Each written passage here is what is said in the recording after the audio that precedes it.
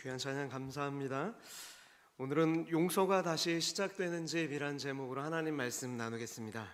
저희가 5월 첫 주에 사랑이 회복되는 집이란 제목으로 하나님께서 우리에게 베풀어 주신 그럼에도 불구하고 사랑에 대해 말씀을 나눴습니다. 우리가 만약의 사랑 때문에 사랑이 아니라 그럼에도 불구하고 상대가 자격이 있어서가 아니라 사랑할 이유가 충분해서가 아니라 그럼에도 불구하고 존재 자체를 받아주고 소중히 여기는 것이 참된 사랑이 회복되는 길이다. 그리고 그렇게 참된 사랑을 회복할 때 가정과 교회가 다시 살아나는 길이라고 함께 살폈습니다. 그런데 그 사랑이 정말 빛나는 순간이 언제일까요? 우리가 용서할 수 없다고 느낄 때, 그럼에도 불구하고 다시 용서를 선택할 때인 줄 믿습니다. 오늘 본문에서 예수님은 용서에 대해 베드로의 질문을 가지고 말씀을 가르치십니다. 그런데 특별히 그 대상이 형제라고 하는 것에 대해서 우리가 기억할 필요가 있습니다. 원수를 용서해라가 아니라 형제를 용서해라. 그러니까 우리의 가정과 교회 안에서 상처와 갈등을 복음 안에서 어떻게 바라보고 대해야 하는지를 지금 가르쳐 주고 있는 것입니다. 그것을 살피기에 앞서서 왜 가정이 기쁨의 자리이면서 때로는 가장 깊은 상처가 남는 곳이 되는가, 그 이유를 우리가 좀 생각해 볼 필요가 있는데요. 왜냐하면 사람들은 가장 가까운 가족에게 가장 큰 기대를 걸기 때문입니다. 그리고 전혀 모르는 사람에게는 기대를 걸지 않습니다. 그래서 그가 어떤 행동을 하든 별로 상처가 안 돼요. 개가 그러나 보지라고 생각하든지 소가 그러나 보지라고 생각하고 그냥 넘겨버리는데, 가족은 그렇지 않잖아요. 형제 자매라고 불리는 교회 공동체 안에서는 그렇지 않습니다. 기대가 큽니다.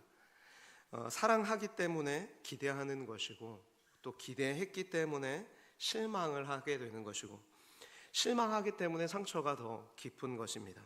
그리고 그 상처가 치유가 되지 않으면 오해가 쌓이고 말이 끊겨지고 마음이 다치고 관계가 멀어지게 되는 것이죠. 오늘날 한국 사회 안에서 겉으로는 함께 살아가지만 그 속으로는 이미 멀어진 가정이 얼마나 많은지 모릅니다. 이런 상황 속에서 우리는 근데 각자의 마음속에 어떤 마음이 떠오릅니까? 어떤 갈등이나 다툼이 있을 때 제가 그랬던 것 같아요. 신혼초에.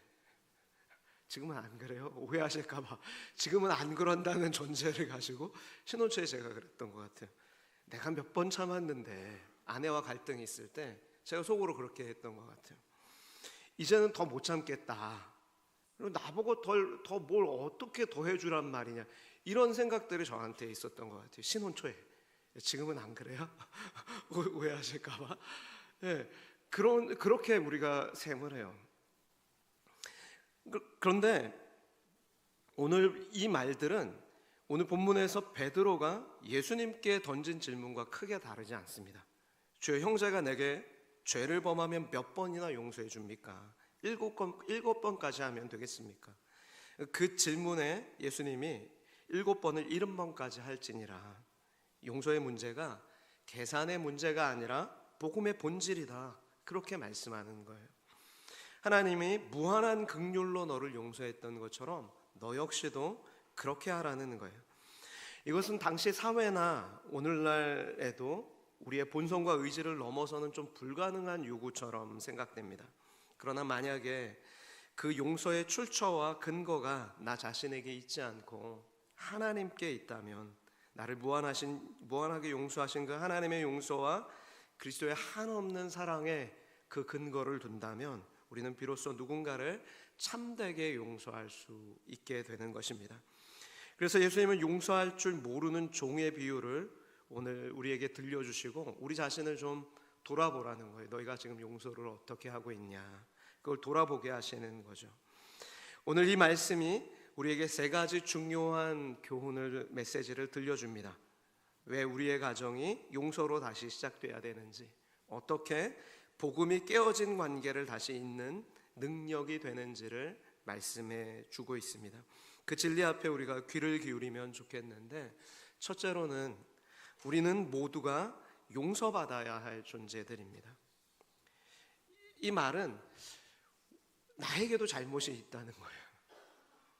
우리는 그런데 종종 착각하죠. 나는 마치 전혀 잘못이 없고 나는 누군가를 용서해 주어야 할 위치에 있는 그런 높은 위치에 있는 사람이라고 생각을 합니다. 그래서 내가 참아줬고 내가 이해해 줬다고 말하지만 사실은 상대방도 지금 나를 참아주고 있고 나를 이해해 주고 있는 거예요. 부모와 자식 간의 갈등이 있으면 부모만 참아주는 게 아니라 자식도 참아주고 있는 거예요. 부부 사이에 갈등이 있으면 아내만 참아주는 게 아니라 남편도 참아주고 있는 거라고요. 관계는 언제나 상호적인 거죠. 오늘 본문에서 21절의 베드로의 질문은 바로 이와 같은 인간의 보편적인 심정을 드러냅니다. 내가 몇 번 용서해 줘야 됩니까? 7번이면 충분하겠습니까? 라고 셈을 하고 있는 거죠. 여러분, 셈하는 것은 어떻게 보면 참된 용서가 아니에요. 근데 그건 조금 이따 살펴보고. 근데 베드로가 7번 용서해 주겠다 얘기했잖아요. 그런데 이것만 이렇게 얘기하면서 아마 베드로가 상당히 뿌듯했을 수도 있어요. 왜냐하면 누가복음 7장에서 예수님이 형제가 7번 범죄할지라도 회개하면 그러면 너가 7번 다 용서해 줘라, 그렇게 말씀하셨거든요. 그러니까 베드로가 가르침을 굉장히 잘 받고 있는 사람이에요. 더군다나 당시의 랍비들은 3번까지만 용서해라, 근데 4번 잘못하면 용서하지 마라, 그렇게 가르쳤어요. 왜냐하면 아모스서에서 1장에 보면 하나님께서 다메섹과 가사와 두로와 에돔과 암몬과 여러 이방 나라를 벌하시면서 서너 가지 죄로 말미암아 내가 그 벌을 돌이키지 않겠다 말씀하셨거든요. 그러니까 3번까지는 용서했지만 4번째는 용서하지 않았다는 그 말씀을 근거로 랍비들이 3번까지는 용서해 주십시오, 그러나 4번은 용서하지 마십시오, 그렇게 가르쳤어요. 그러니 베드로가 지금 7번 용서합니까? 라고 물었을 때 굉장히 좀 뿌듯하게 질문을 했을 거라고요. 그러나 예수님은 7번을 70번이라도 하라고 말씀하셨죠. 왜냐하면 하나님의 사랑은 셈하지 않는 사랑이에요. 하나님은 셈하지 않고 우리를 사랑하세요. 특별히 성경은 인간에 대해 뭐라고 얘기하냐면요, 기록된 바 의인은 하나도 없다라고 말씀하세요. 모든 사람이 죄를 범해서 하나님의 영광에 이르지 못한다고 말씀하세요. 그래서 이 셈이 나오는 거예요. 몇 번 용서해 줘야 됩니까? 라는 셈이 중요한 이유예요. 왜냐하면 우리는 끊임없이 누군가를 이렇게 정죄하기도 하고 누군가에게 잘못하기도 하는 그런 존재라고요. 베드로의 질문에는 용서의 조건과 계산이 담겨 있습니다. 그러나 예수님은 그런 계산을 단호히 무너뜨리고 계십니다. 7번을 70번까지도 해라. 다시 말해 무한한 용서를 해라. 죄는 인간의 본질적인 문제이기 때문입니다.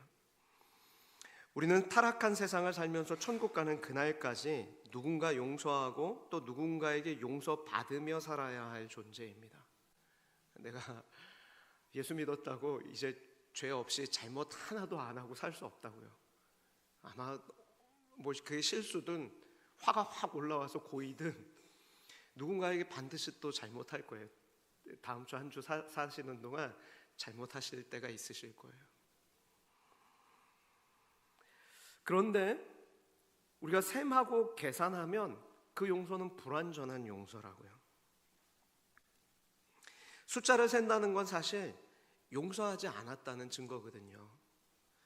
두고 보자 하는 마음이 있는 거예요. 말로는 용서했다는데 두고 보자는 마음이 있는 거예요. 그래서 누군가 다툼이 일어나면 어떻게 합니까? 치사하게 10년 전, 15년 전 얘기도 끌어오잖아요. 너 그때 나한테 이랬는데 내가 그때도 용서했는데 또 지금도 이러냐 그러면서 얘기를 한다고요. 그럼 그때 그거 용서한 거예요? 안 한 거예요? 용서 안 한 거라고요. 490번 용서하라는 건 숫자를 세라는 게 아니에요. 이쯤이면 됐지라고 생각하는 그 마음의 경계를 허물라는 것입니다. 내게 잘못한 그 사람을 완전히 용서하라는 거예요. 우리는 경계를 긋고 셈하는 용서에서 벗어나 진정한 용서를 배울 필요가 있습니다. 그러면 성경이 말하는 용서가 무엇입니까? 오늘 본문에 용서라고 번역된 헬라어가 아피에미인데 보내버린다, 가게 한다는 의미예요. 붙잡고 있는 것을 풀어놓아 주는 거예요. 그것이 상처가 됐든 미움이 됐든 보내버리는 것입니다. 마음속에 품지 말고, 마음속에 품고 있으면 끊임없는 고통이 있거든요. 괴로움이 있거든요. 누군가를 끊임없이 미워하면서 품고 있으면서 우리 마음에 천국이 임할 수가 없어요. 의와 평강과 화평을 이룰 수가 없다고요. 그래서 그것들을 풀어놓아 주는 거예요. 심지어 심각한 문제는 요한일서 3장 15절에 형제를 미워하는 자마다 뭐하는 자라고요? 살인하는 자다, 그렇게 말씀하셨어요. 그러므로 용서의 첫 단계는 미움을 내려놓고 떠나보내는 거예요. 뭐 사랑해라까지는 아니에요. 뭐 그거는 이제 두 번째 단계고, 첫 단계는 미워하는 마음을 내려놓는 거예요. 떠나보내는 거예요. 잊어버리는 거예요. 흘려보내는 거라고요. 이것이 하나님께서 우리에게 주신 용서라고요. 이사야 43장 25절에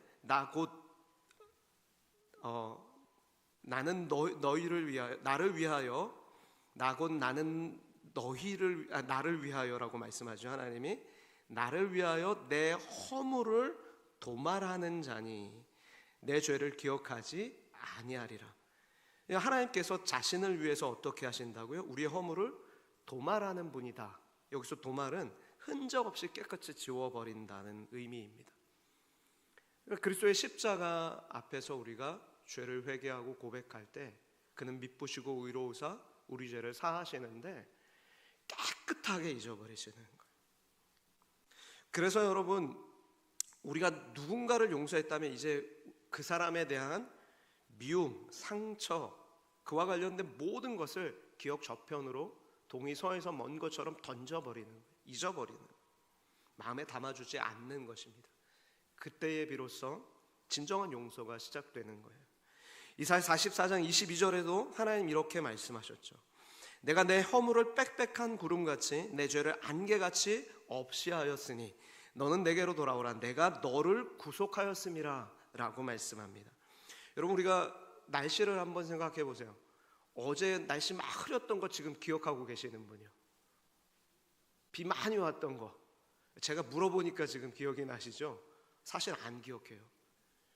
아침에 안개가 잔뜩 꼈어도 해가 딱 푸른 하늘이 드러나는 순간 우리가 뭐 조금 전에 비 왔던 거, 뭐 막 안개 짙게 꼈던 거 싹 잊어버리고 푸른 하늘 보면서 와, 날씨 맑다, 좋다, 그러면서 산다고요.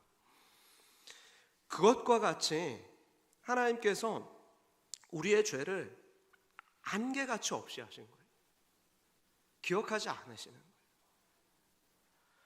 우리도 그렇게 하나님이 우리의 허물을 용서하셨듯이 형제의 허물을 용서해 줘야 된다 말씀하는 거죠.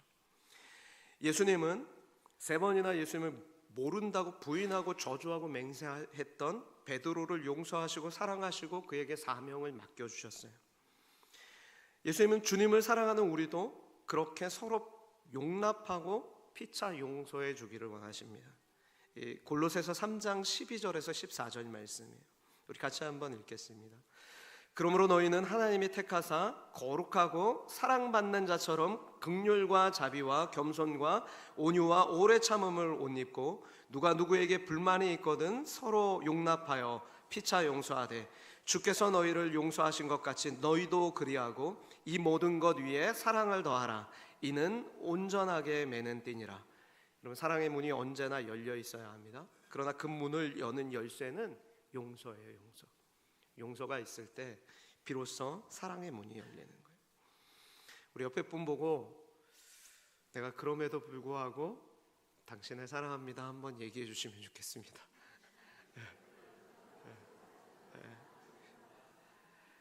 우리가 사람에게 상처받을 때마다 우리는 사실 마음에 셈을 했어요. 내가 3번, 4번 이제 용서하지 말아야지, 그래도 7번까지는 참아야지 이러면서 셈했는데, 그런 용서가 아니라 예수님은 오늘 우리에게 셈하지 말고 마음속에 품고 있던 미움을 떠나보내라, 그 죄를 도말해라, 그렇게 말씀하세요. 셈을 멈출 때, 미움을 떠나보낼 때, 특별히 미움을 떠나보내십시오. 잘못했던 것 생각하지 마십시오. 미움을 떠나보내십시오. 거기서 진정한 용서가 시작되고 멈췄던 사랑도 시작되는 것입니다. 바라기는 성산의 모든 성도들이 참된 용서와 사랑으로 다시 새롭게 되는 그런 은혜가 있기를 축복합니다. 두 번째는 진정한 용서는 받은 은혜를 기억하는 데서 시작됩니다. 여러분 23절에서 27절 말씀을 보면 예수님이 어떤 임금과 종의 이야기를 들려주시는데 그 종이 임금에게 1만 달란트 빚졌어요. 당시 한 달란트가 6천 데나리온이에요. 근데 데나리온이라는 건 하루 품삯이에요. 그러니까 6천일 일한 품삯이 한 데나리온이니까 1만 달란트를 2025년 한국 기준으로 그러니까 하루 품삯을 제가 계산해 봤어요. 2025년 3월인가 노동자 품삯이 16만 7천 얼마더라고요. 800원인가 그렇더라고요. 그런데 그거를 그냥 반올림해서 17만 원으로 계산했을 때 1만 달란트는 약 1조 200억 원에 해당합니다. 천문학적인 금액이죠. 예수님이 지금 무슨 말씀을 하고 있는 거예요? 하나님 앞에서 지금 인간이 안고 있는 죄라는 부채가 이처럼 크고 엄청나다는 거예요. 1조 200억 원 나 갚을 자신 있다. 없죠. 하나님 앞에 우리의 죄문들을 우리 인간의 힘으로는 해결할 수 없다는 거예요. 그래서 오늘 25절에 보면 갚을 것이 없는지라. 죄에 대해 인간이 할 수 있는 일이 아무것도 없다는 거예요. 그 종이 어떤 노력을 강구하고 모든 방법을 동원할지라도 1만 달란트를 갚을 길이 없는 것처럼 심지어 자신의 몸과 아내와 자식들과 그 모든 소유를 다 팔게 할 만큼, 이게 무슨 말이에요? 죄의 파괴력이 그렇게 엄청나다는 거예요. 나만 괴로운 것이 아니라 온 가족들을 그렇게 괴롭게 하고 깨뜨리고 힘들게 하는 게 죄의 영향력이라는 거예요. 그런데 거기서 벗어날 길이 없다는 거죠. 인간은 스스로의 노력으로 율법의 행위로 자신을 구원할 수 없다는 거예요. 성경이 그것을 말하는 것입니다. 로마서 3장 20절도 그래서 이렇게 말씀하죠.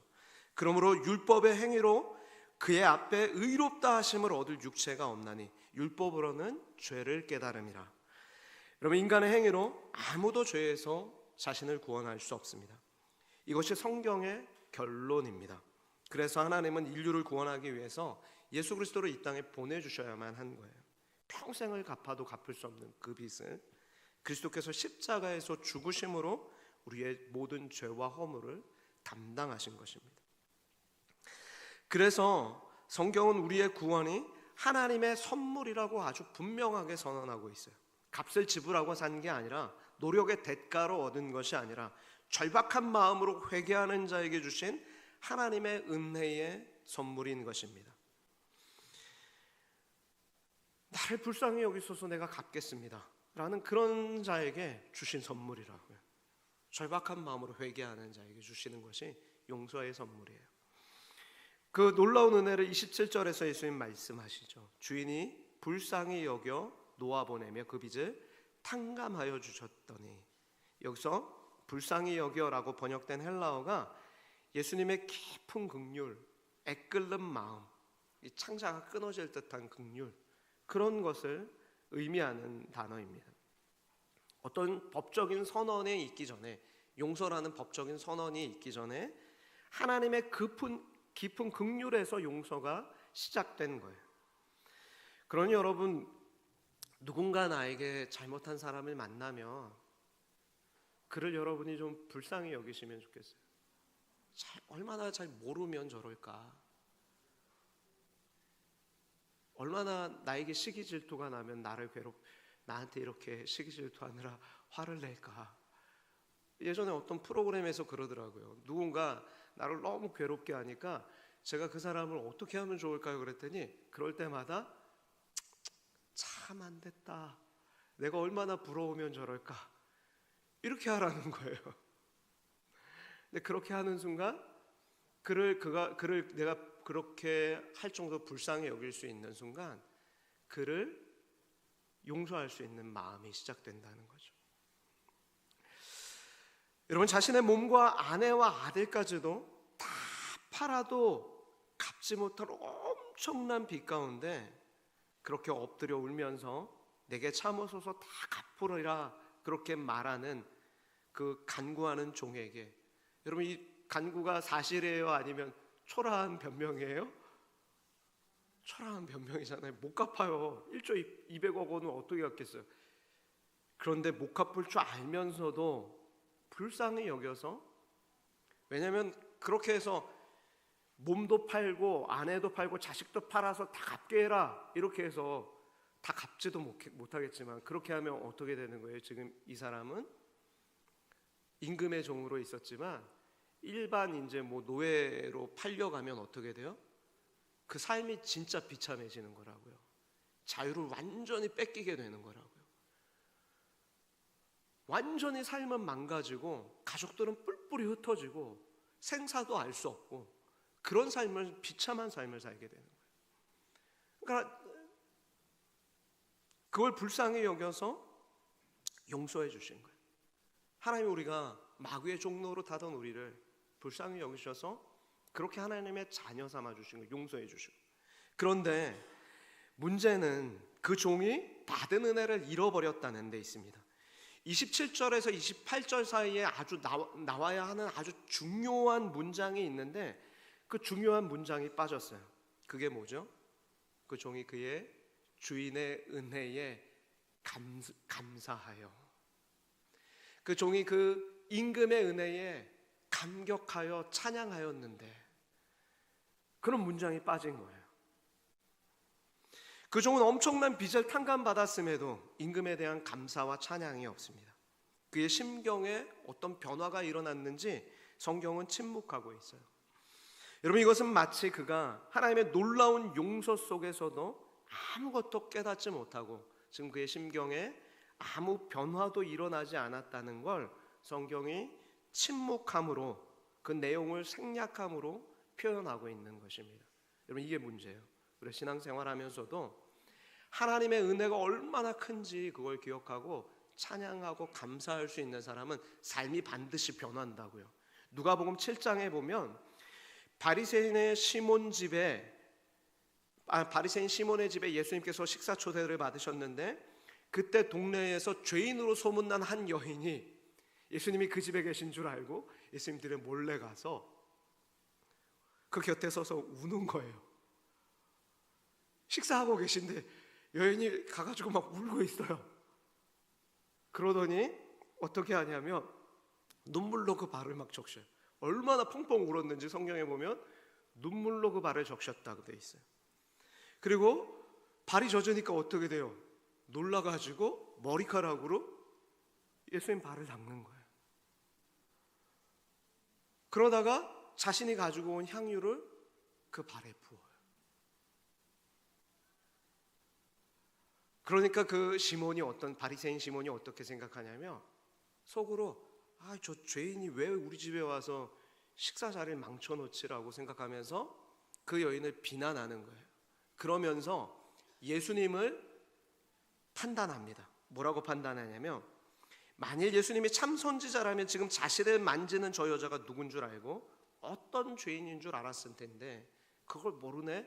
이러고 생각하고 있는 거예요, 속으로. 그런데 예수님이 시몬의 그런 생각을 아셨어요. 그래서 이렇게 말씀하십니다. 들려주신 이야기가 있는데 빚진 자 둘 이야기를 해주세요. 하나는 500데나리온, 약 8,500만 원 빚을 탕감받았어요. 그리고 또 하나는 50데나리온, 약 850만 원 돈에 탕감받았어요.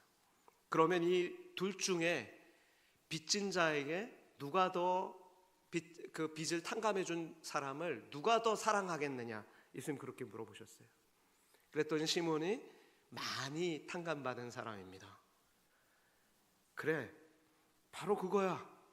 너는 내가 너의 집에 왔을 때 발 씻을 물도 주지 않았는데. 그런데 이 여인은 지금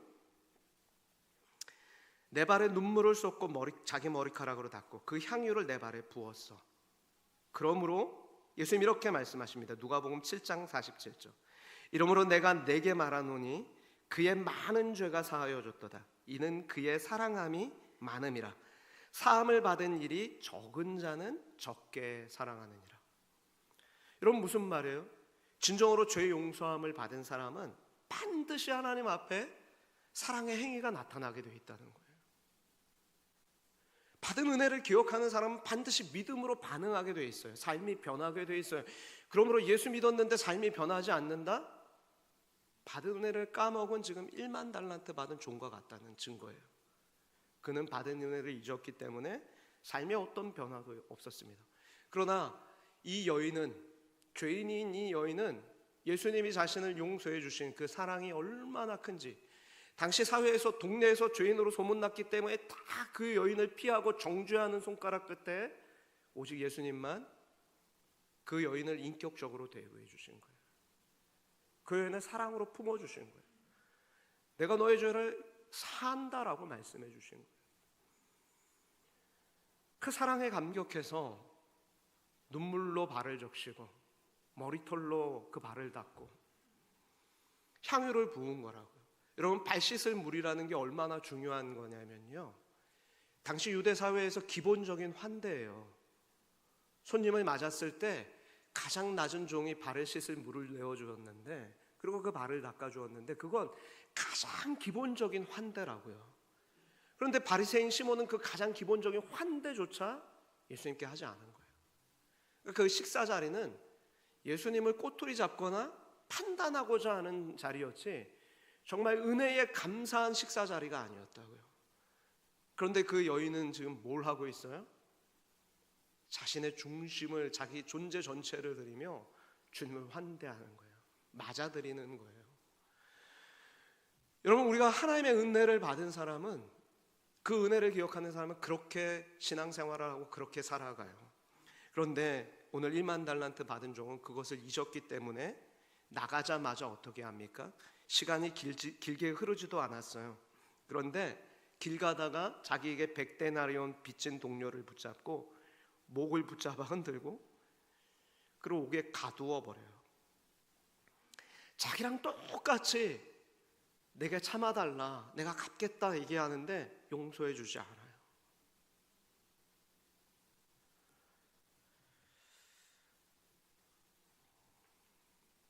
그래서 어떤 성경학자는 이 본문에 대해 이렇게 해석하더라고요. 그는 자신이 받은 용서의 의미를 전혀 깨닫지 못했을 뿐만 아니라 실제로 그가 왕의 용서를 절대 받지 못했다라는, 왕의 용서를 왕은 주었으나 그가 받지 않았다라는 것을, 그 증거를 제시했다라고 얘기를 해요. 하나님은 용서하노라 했는데 그가 용서를 받지 않은 거예요. 그렇게 해석하더라고요. 저는 그의 해석이 옳다고 생각하는 이유는 그 종은 결국 옥졸들에게 넘겨져 영원한 감옥에 갇혀졌기 때문입니다. 오늘 하나님 우리에게 이렇게 말씀하시는 거예요. 살아있는 믿음은 반드시 열매 맺게 돼 있다. 살아있는 믿음은 받은 은혜를, 하나님께 받은 은혜를 다 기억하게 되어 있다. 그 사랑을 결코 잊어버릴 수 없다. 1조 200억 원을 탕감받았는데 잊어버린다고요? 1200원도 아니고 잊을 수가 없는 거예요. 그 큰 사랑, 그 큰 은혜를 어떻게 잊어요? 그 십자가 사랑을 어떻게 잊냐고요. 그러므로 오늘 우리는 우리 스스로에게 이렇게 물어야 합니다. 그리스도 예수 안에서 내가 받은 한량없는 하나님의 은혜와 사랑의 그 넓이와 깊이와 높이를 여러분은 깨달아 알고 있습니까? 정말 그 은혜를 깨달아 알고 계시나요? 나는 얼마나 많은 죄를 용서받았습니까? 나는 그만큼 주님을 사랑하십니까? 그 사랑과 감사가 기억에서 시작되고 용서도 거기서 시작되는 거예요. 주님은 오늘 우리에게 너가 받은 그 사랑의 은혜의 너비와 깊이와 높이를 깨달아 알고 감사할 줄 아는 사람이 되어야 된다 말씀하고 계십니다. 그리고 한 걸음 더 나아가 내가 너희를 용서한 것 같이 너희도 서로 용납하고 용서해라, 그렇게 말씀하세요.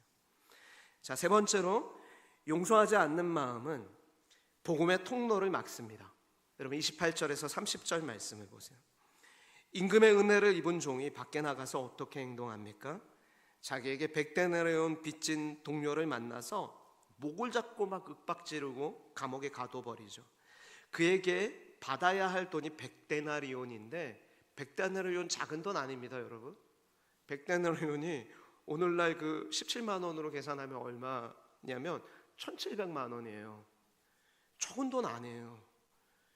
없는 형편에 갚으려면 쉽지 않은 돈입니다. 큰 돈이에요. 이게 우리가 용서가 쉽지 않은 이유가 여기 있죠. 쉽지 않아요. 뭐 제가 여러분에게 1,700만 원 꿨는데 안 갚아요. 쉽겠어요, 저 용서하기? 볼 때마다 생각나지 않겠어요? 저거 빨리 갚지, 저거 그러면서 왜 안 갚아? 그러지 않겠어요? 1,700원은 금방 있겠죠. 뭐 쉽지 않아요. 용서가 쉽지 않아요. 그러나 여러분, 이 돈은 1,700만 원 정도는 사실 사람이 마음만 먹으면 갚을 수 있는 돈이에요. 못 갚지 않아요. 내가 빚졌지만 내가 갚을 마음만 있으면 이 1,700만 원 충분히 갚는다고요. 지금 제 통장에 마이너스일지라도 이거 내가 갚을 마음이 있으면 갚는다고요. 안 어려워요. 갚을 수 있어요. 안 갚으려고 그러니까 못 갚는 거죠. 그런데 지금 그러면 이 예수님이 들려주시는 이야기의 핵심은 뭐냐면요, 하나님과 사람 사이의 용서는 평생을 갚아도 갚을 수 없는 그런 죄를 하나님이 우리에게 용서해 주셨다는 것을 의미하는 거고요. 사람과 사람 사이에 발생하는 잘못은, 형제 간에, 가족 간에 발생하는 잘못은 웬만해서는 용서가 가능한 일이라는 거예요. 그런데도 우리가 용서하지 않고 있다는 거죠. 지금 그것을 말씀하고 있는 거예요. 심지어 용서의 대상이 원수라고 말씀하지 않으셨습니다. 형제라고 말씀하셨어요. 동료라고 말씀하셨어요. 친구라고 말씀하시는 거예요. 그런데 1만 달란트 탕감받은 종은 그 기쁜 일을 겪고서도 길 가다가 동료를 만나 멱살 주고 숨이 막힐 만큼, 여기 목을 잡았다는 건 막 멱살을 잡았는데 숨이 막힐 만큼 쫄랐다는 거예요. 밀어붙였다는 거예요. 그렇게 윽박지르다가 동료가 자신과 똑같이 참아달라고, 내가 갚겠다고, 어떻게 보면 이거 회개하는 거잖아요. 그런데도, 진심으로 회개하는데도 그가 듣지 않았고 옥에 가두어 버렸습니다. 이는 그의 마음에 자비도 없고 긍휼도 없고 기다림도 없다는 거예요. 여러분, 여기서 이게 굉장히 중요한 이유가요, 사랑은 무조건적으로 흘려보낼 수 있지만 용서는 조건이 있어요. 회개하는 자에게, 참되게 회개하는 자에게 용서하는 거예요. 뭐 잘못됐다고 사과도 안 하고 회개도 안 하는데 용서할 필요 없어요. 그러면 성경적인 용서 아니에요, 그건. 왜냐하면 그렇게 무조건 용서해주면 그리스도의 그 피값을 헛되게 만드는 거라고요. 값싸게 만드는 거라고요. 그가 진심으로 이게 죄를 깨닫고 내게 와서 사과할 때 용서해 주는 거예요. 성경의 용서는 그런 거예요. 근데 걔가 날 용서 안 해주는데, 나한테 사과 안 하는데 어떻게 해요? 그러면 그냥 미워하는 마음만 내려두세요. 그리고 관계를 그으세요. 아니면 회복하고 싶으면, 가족인 경우는 회복해야 되잖아요. 그럼에도 불구하고 사랑하라 그랬잖아요. 그러니까 어떻게 해야 돼요? 가족인 경우는 화해하려고 먼저 그래도 애쓰세요. 그리고 진정으로 대화를 먼저 시도해 보세요. 근데도 잘못 끝까지 한다 그러면 어쩔 수 없어요. 그냥 그 인생 사세요라고 내버려둘 수밖에 없지. 언제까지 괴로워하며 사시겠어요? 그렇게 안 하신다고요. 하나님도 갚겠습니다, 못할지언정 갚겠습니다라고 진심 어리게 사과할 때, 그때 회개할 때 용서해 주시는 거예요. 성경은 값싼 회개를 얘기하지 않으세요. 반드시 회개는 어떻게 해야 되냐면, 레위기에 있는 말씀대로, 레위기 6장에 뭐라고 얘기하시냐면요, 이렇게 말씀하세요. 참 레위기 6장에 4절 5절 6절까지 있는데 배상의 원칙이 있어요. 내가 누군가에게 도둑질을 했어요. 잘못했어요. 그러면 그것에 대해서 잘못을 고백해야 되고, 그리고 그의 말과 행동으로 피해를 끼친 것에 5분의 1을 더해줘야지. 20%를 더해주는 거예요. 그리고 하나님께 나아가 또다시 속건제를 드려야 돼요. 자, 잘못은 어떻게 회개해야 된다고요? 20%의 배상을 더해주고 돌려주고, 그 다음에 하나님께도 속건제를 드리고 사람에게도 배상을 해줘야 된다. 이게 진정한 회개라고요. 근데 그렇게 하지 않고 계속 뻗대고 있고 잘못된 행동 그대로 하는데 용서한다. 그것은 잘못을 더 방조하는 일이라고요. 우리가 그것을 기억하면서 우리가 이 말씀을 조금 더 계속 살펴보면요, 자, 이 동료는 나에게 참아달라, 갚겠다 얘기했는데 듣지 않고 옥에 가두어 버립니다. 이는 어떻게 보면 지금 1만 달란트 받은 종이, 탕감 받은 종이 자비도 없고 긍휼도 없는 거예요. 물론 성경이 말하고 있지는 않지만 조금만 상상력을 발휘해 보면요, 감옥에 갇힌 동료의 아내와 어린 자식들이 이제 어떻게 살아야 할까요? 삶이 막막해요. 왜냐하면 예수님 당시만 해도 아내와 어린 자녀들은 일해서 먹고 살 길이 없어요. 일해서 먹고 살 길이 없어요. 오직 성인 남성만이 사회에서 일을 하고 가족의 생계를 꾸릴 수가 있었어요. 그때만 해도. 그렇기 때문에 아빠가 감옥에 갇혔다는 건 가정에 큰 먹구름이 끼었다는 것입니다.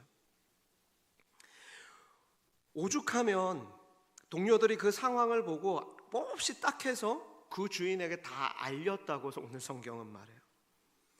그래서 주인이 그를 불러다가 책망합니다. 32절에서 33절 말씀 보세요. 이에 주인이 그를 불러다가 말하되 악한 종아, 내가 빌기에 내가 내 빚을 전부 탕감하여 주었거늘 내가 너를 불쌍히 여김과 같이 너도 내 동료를 불쌍히 여김이 마땅하지 아니하냐 하고, 주인은 그 종의 빚을 탕감을 취소하고 빚을 다 갚을 때까지 옥에 가두어 버립니다. 여러분, 예수님이 이 비유의 결론을 어떻게 맺습니까? 우리 35절 함께 읽겠습니다. 너희가 각각 마음으로부터 형제를 용서하지 아니하면 나의 하늘 아버지께서도 너희를 이와 같이 하시리라. 여러분, 마음으로부터 형제를 용서하라는 말은 그 임금이 불쌍히 여겨, 그 종을 불쌍히 여겨 했던 이 말과 연결되는 표현이에요. 여러분, 누군가를 용서할 때 그를 불쌍히 여기십시오. 그를 불쌍히 여기십시오. 그의 처지를 불쌍히 여기십시오. 그가 그렇게 행동할 수밖에 없었던 어리숙함을 불쌍히 여기십시오. 그럴 때 우리가 용서할 수 있는 거예요. 여러분, 만약 1만 달란트 빚진 자가 그 베푼 임금의 한없는 은혜를 한 번쯤 생각해 봤다면 그는 용서해 줄 수 있었을 거예요. 하나님은 우리가 그렇게 용서하는 사람이 되기를 원하십니다. 여러분, 오늘 우리의 가정은 어떻습니까? 여전히 마음 한 곳에 감정의 감옥에 갇혀 있는 그런 가족은 없습니까? 자는 정말로 용서 못하겠어. 그런 가족을 용서하라 오늘 주님 말씀해 주시고 계신 거예요. 참 어려운 것 같습니다. 제가 이따 오후 세미나 때문에 자료를 좀 이렇게 찾다 보니까 가족 간에도 되게 이렇게 용서하기 어려운 일들이 많더라고요. 어떻게 보면 남보다 더 심한 경우도 있더라고요. 근데 그럼에도 불구하고 하나님 우리가 가족을 사랑해라. 왜냐하면 예수 믿는 우리를 통해 그도 구원받을 유일한 통로이기 때문에 그래요.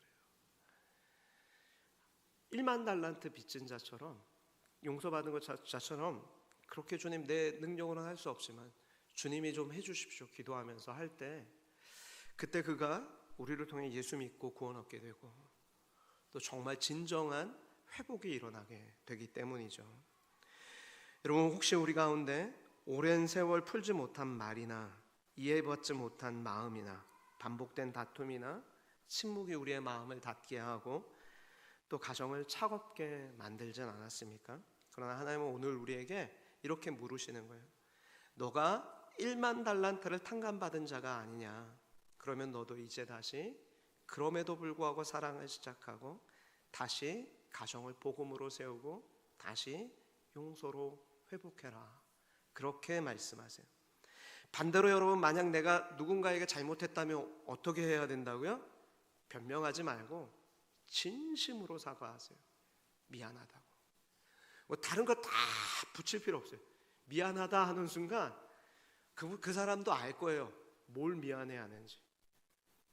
혹시 여러분 누가 미안하다 그러는 때 뭘 잘못했는데 묻지 마세요. 그러면 변명할 수밖에 없잖아요. 내가 뭘 잘못했지라고. 그러지 마시고 미안하다고 진심으로 사과할 때 용서해 주시고, 내가 혹시 잘못했을 때 정말 진심으로 미안하다 얘기하고 묻기 전에 배상을 어떻게 해야 된다고? 5분의 1 더 해야 된다고. 묻기 전에 내가 뭘 잘못했는지 말해주고, 그리고 하나님께도 진심으로 회개하셔야 돼요. 관계를 깨뜨린, 사랑하라고 맡겨주신 가정을 깨뜨린 것에 대해서 진심으로 하나님 앞에도 회개해야 돼요. 왜냐하면 성경이 말하는 사랑은 그럼에도 불구하고 사랑이지만 용서는 참된 회개가 있을 때 비로소 가능한 것이기 때문입니다. 누가복음 17장 4절에서 예수님이 이렇게 말씀하셨잖아요. 만약 하루에 7번이라도 내게 죄를 짓고 7번 내게 돌아와 내가 회개하노라 하거든 너는 용서하라. 언제 용서하라고요? 나는 회개하노라 라고 말할 때 용서하라는 거예요. 그러므로 사랑하는 여러분, 5월 가정의 달을 맞아서 우리 가정에 용서가 다시 시작되기를 축복합니다. 하나님 그걸 원하세요. 그러나 사랑이 다시 흐르고 대화가 다시 열리고 서운함과 원망이 녹으려면 누군가는 먼저 셈하는 것을 멈춰야 돼요. 계산하는 걸 멈춰야 돼요. 손해를 보셔야 된다고요. 우리 모두는 1조 원 넘는 엄청난 죄의 부채를 탕감받은 그런 죄인들입니다. 그러니 1,700만 원쯤 되는 아픔과 서운함은 이거 물론 쉽지 않지만 복음의 빛 안에서 충분히 흘려보낼 수 있는 거예요. 오늘 이 자리에서 받은 은혜를 기억하십시오. 그리고 먼저 용서하기로 결단하십시오. 용서가 시작될 때 우리의 가정은 살아나고 우리의 교회는 더욱 회복되고 사랑이 다시 흐르고 하나님 나라가 우리의 가정과 교회 가운데 임하게 될 줄 믿습니다. 용서가 다시 시작되는 집, 바로 그 집이 저와 여러분의 집이 되기를 다시 한번 주님의 이름으로 축복합니다. 기도하겠습니다. 하나님 아버지, 오늘 우리의 가정에 주님의 용서와 회복이 흐르게 하옵소서. 주님, 먼저 우리가 셈하지 않고 우리를 용서하신 주님의 은혜를 기억하게 하시고 제가 받은 은혜를 깊이 새기고 그 은혜로 가정 안에서 먼저 용서하고 그럼에도 불구하고 사랑하는 그런 복된 우리 성사의 모든 성도님들 되게 하셔서 우리의 가정과 교회가 다시 용서가 시작되는 집이 되게 하여 주옵소서. 예수님의 이름으로 기도합니다. 아멘.